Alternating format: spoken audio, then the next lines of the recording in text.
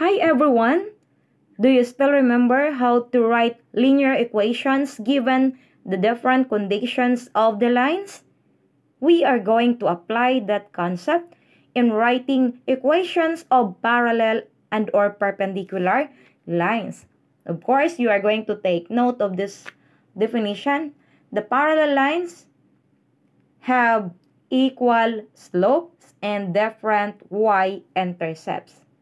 So meaning, if the slope of the first line is negative 4, for example, the slope of the second line is also negative 4 since the slopes of the parallel lines are equal.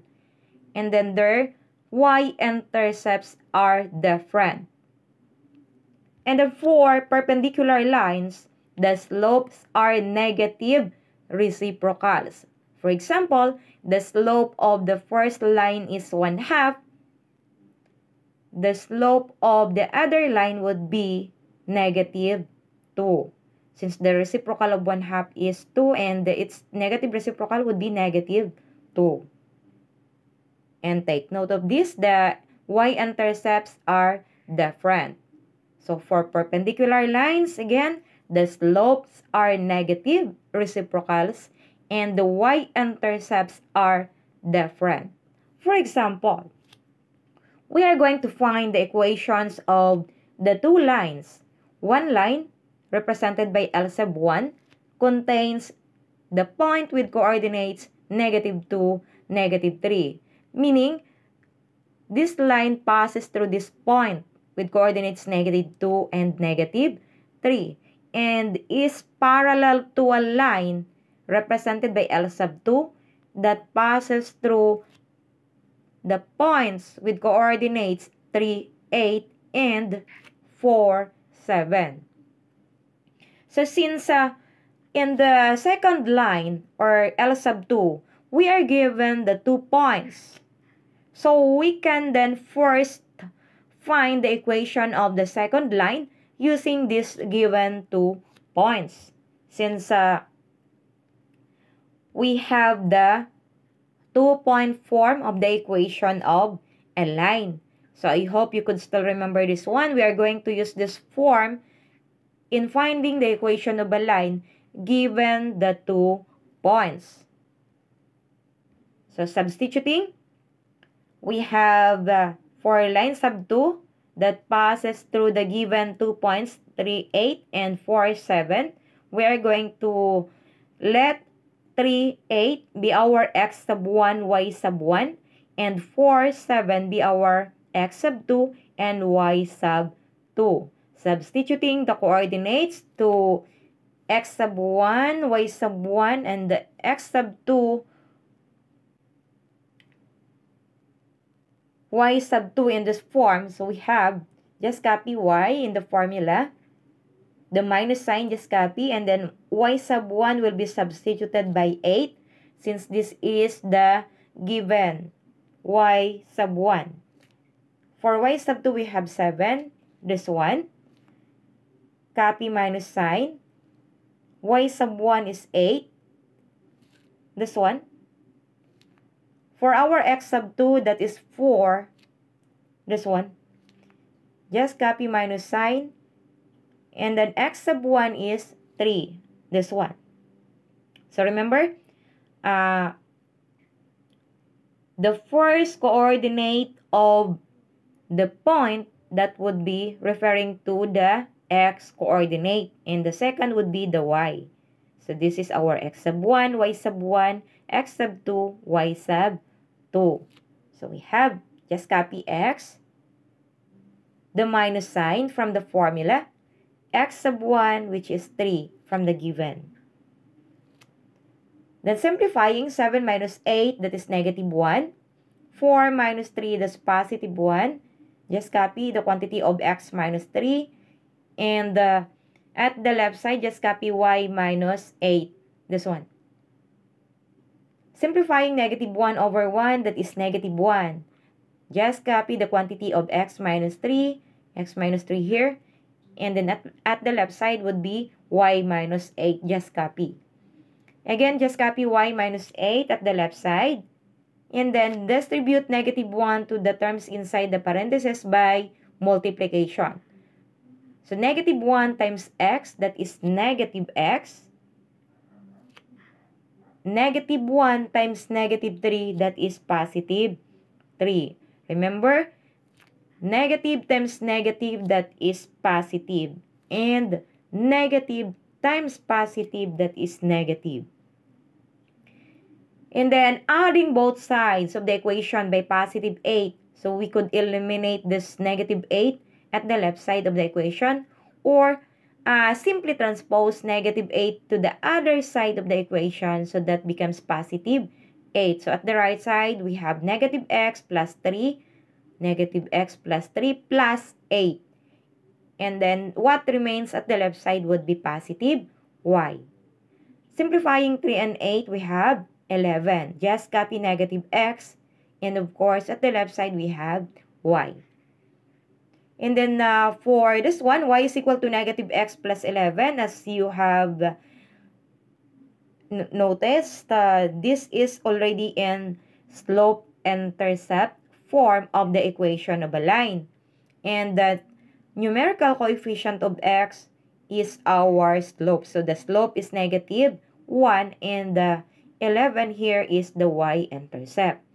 If we are going to have or to make the standard form of the equation of a line, just transpose negative x to the other side.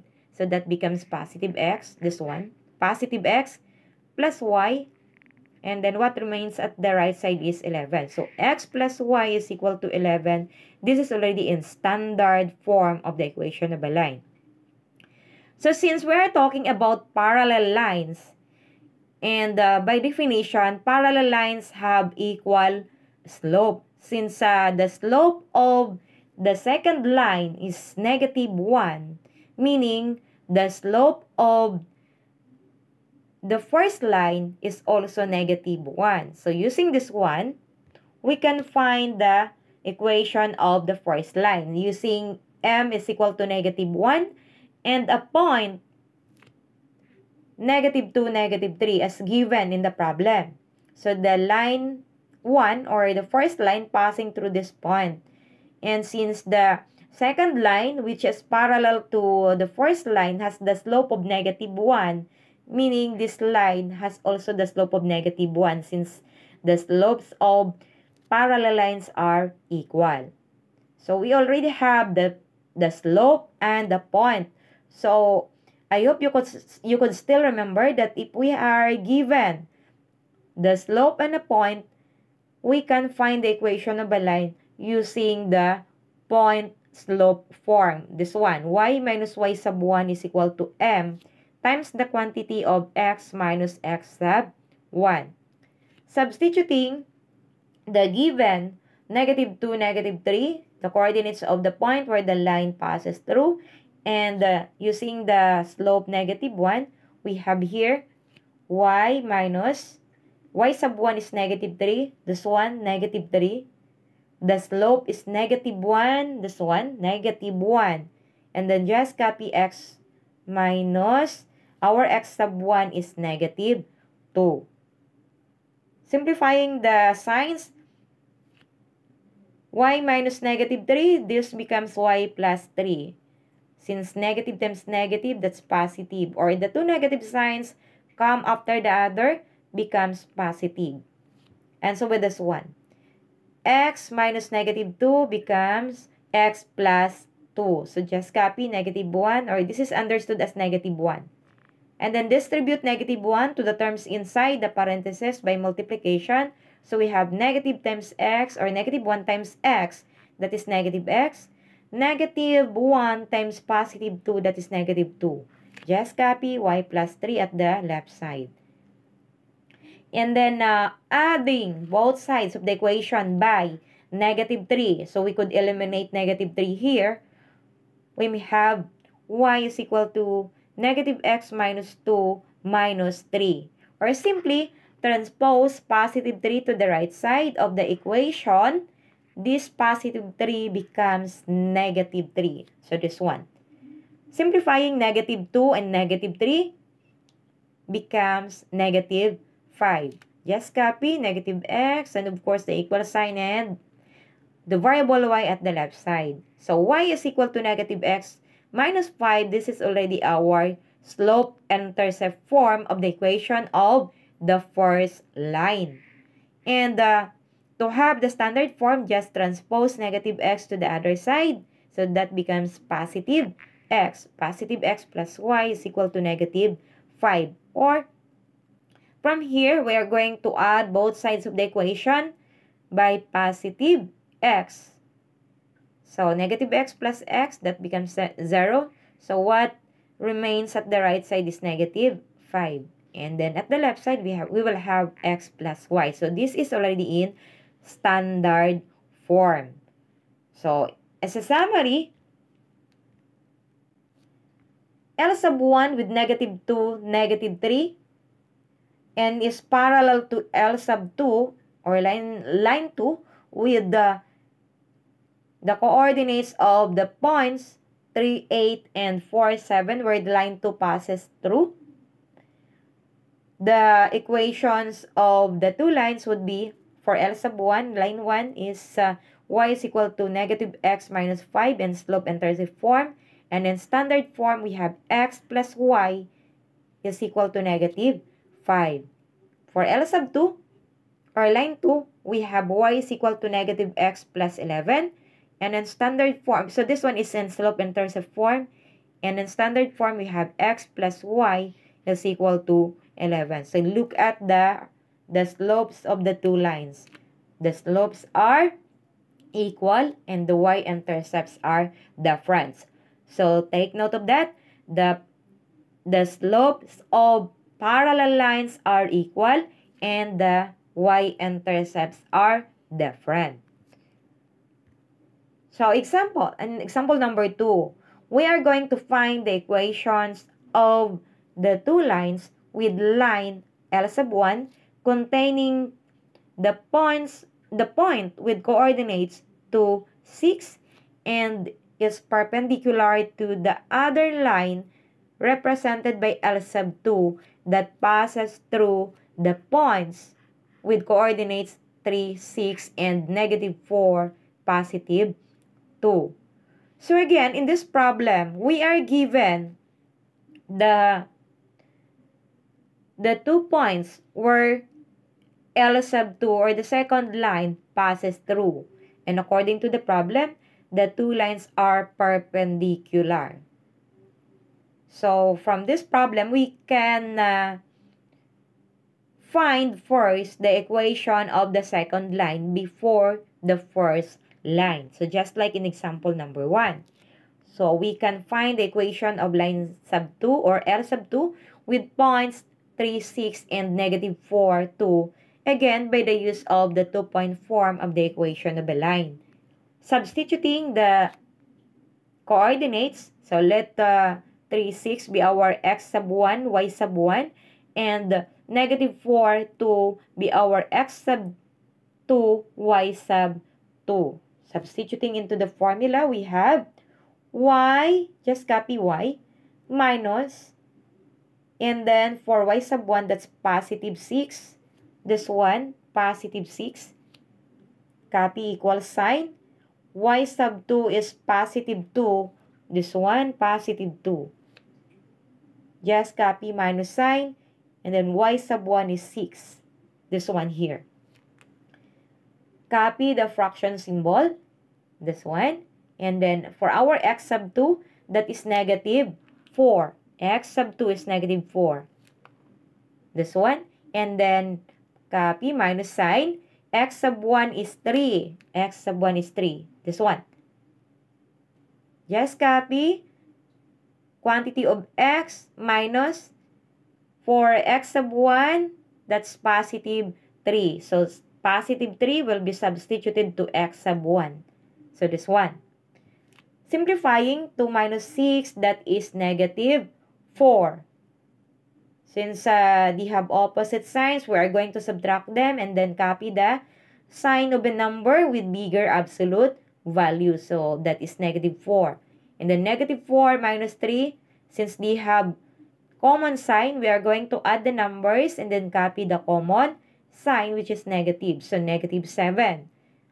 Just copy the quantity of x minus 3, the equal sign, and of course, the y minus 6 at the left side of the equation. Okay, and then simplifying negative 4 over negative 7, that's negative divided by negative, that is positive. So we have here positive 4 over 7. Just copy x minus 3, the quantity of x minus 3, and of course, the y minus 6 at the left side. And then multiplying both sides of the equation by 7, or multiply 7, cross multiply 7 to y minus 6. So we have 7y minus 42. 7 times y, that's 7y. 7 times negative 6, that's negative 42. And then 7 times 4 over 7, that is 4. So 4 times x, that is 4x. 4 times negative 3, that is negative 12. Then, adding both sides of the equation by negative 4x. So, we can have the variable x at the left side of the equation. So, we have negative 4x plus 7y. And also adding both sides of the equation by positive 42. Or simply transpose negative 42 to the other side, to the right side of the equation, and 4x to the left side of the equation. So we have negative 4x plus 7y, that is equal to negative 12 plus 42. So negative 42 becomes positive 42. And 4x transposed to the left side becomes negative 4x. Then, for the beauty of math, we are going to divide both sides of the equation by negative, so that the variable x, the coefficient of variable x would be positive.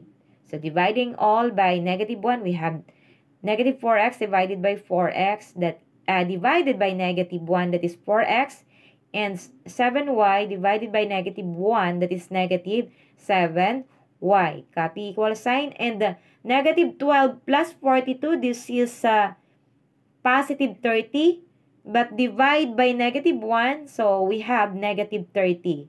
So again, negative 12 plus 42, that is positive 30. We're going to subtract negative 12 and 42, or we're going to subtract 12 from 42 and copy the sign of a number with bigger absolute value. So we have positive 30. But then, since we are going to divide both sides of the equation by negative 1, so positive 30 becomes negative 30. So we have 4x minus 7y is equal to negative 30, our standard form of the equation of the second line. And then for the slope intercept form, we are going to retain negative 7y at the left side of the equation, and then transpose again 4x to the right side, so that becomes negative 4x. Just copy minus 30 at the right side of the equation. And then dividing both sides of the equation by negative 7, so we have y is equal to negative 4 over negative 7, that becomes positive 4 over 7. Then negative 30 over negative 7, that is positive 30 over 7. So, this is already in slope intercept form. Y is equal to 4 over 7x plus 30 over 7. So, the coefficient of x here in the slope intercept form, which is 4 over 7, this is the slope of the second line. So, 4 over 7. Since we are talking about perpendicular lines, according to the definition, the perpendicular lines have negative reciprocal slope. So, if the slope of line 2 or the second line is 4 over 7, that means that the slope of the first line would be negative 7 over 4. The reciprocal, the negative reciprocal of 4 over 7. So, using the slope, which is negative 7 over 4. Okay? So again, since m sub 2 or the slope of the second equation is 4 over 7, so the reciprocal of 4 over 7 is 7 over 4, and then its negative would be negative 7 over 4. So the negative reciprocal of 4 over 7 is negative 7 over 4. So this is the slope of the first line. So using this slope and the given point where the first line passes through, which is 2, 6, we can find the equation of the first line using the point slope form. So this one again, y minus y sub 1 is equal to m times x minus x sub 1. Substituting the point or the coordinates of the point and the slope, so we have y minus, so we have y minus y sub 1, that is 6, this one. And then the slope is negative 7 over 4, this one, the slope of the first line, m1. And just copy the quantity of x minus x sub 1, that is positive 2. This one, positive 2. So we have this one, y minus 6, that is equal to negative 7 over 4 times the quantity of x minus 2. And then cross multiply, 4 times y, that is 4y. 4 times negative 6, that is negative 24. And then here would be, since 4 times negative 7 over 4, that would be negative 7. Negative 7 times x, that is negative 7x. Negative 7 times negative 2, that is positive 14. And then transpose negative 7x to the other side or to the left side, or we are going to add addition property of equality. We are going to add both sides of the equation by positive 7x and positive 24. So we have negative 7x plus 7x would be 0, and adding both sides, adding also 7x to the left side, so we have 7x plus 4y. And since we're also going to add both sides of the equation by positive 24, so negative 24 plus 24 becomes 0. Or simply transpose negative 24 to the other side, so that becomes positive 24. And simply transpose negative 7x to the left side, so that becomes positive 7x. What I am talking about, left and right side of the equation. So this is the equal sign. So the terms here would be the right side, and the terms here are the left side. So we have negative 7x transposed to the left side becomes 7x, and negative 24 transposed to the right side becomes positive 24. So we have here at the left side 7x plus 4y, that is equal to, at the right side would be 14 plus 24. So 14 plus 24, that is 38. Just copy 7x plus 4y. So 7x plus 4y is equal to 38. This is already the standard form of the equation of the first line. And to have the slope-intercept form, so we are going to remain 4y at the left side. So we have here. And then transpose 7x to the right side again. So we have negative 7x. Just copy plus 38, this one, 38. So we have 4y is equal to negative 7x plus 38. Then divide both sides of the equation by positive 4. So we can eliminate positive 4 as the coefficient of y. So we have 4y divided by 4, that is y. Negative 7x divided by 4, that is negative 7 over 4x, plus 38 over 4, that's 38 over 4, simplifying, both 38 and 4 are divisible by 2. So we have 19 over 2 in simplified form. So y is equal to negative 7 over 4x plus 19 over 2 is already in slope-intercept form. So look at this one. This is the slope of the second or the first line. The slope of the first line is negative 7 over 4. And the y-intercept is 19 over 2. To sum up, so these are the given lines 1 or line 1 with the point 26 and is perpendicular to line 2 with points 3, 6 and negative 4, 2. So the equation of the first line is 7x plus 4y is equal to 38 in standard form.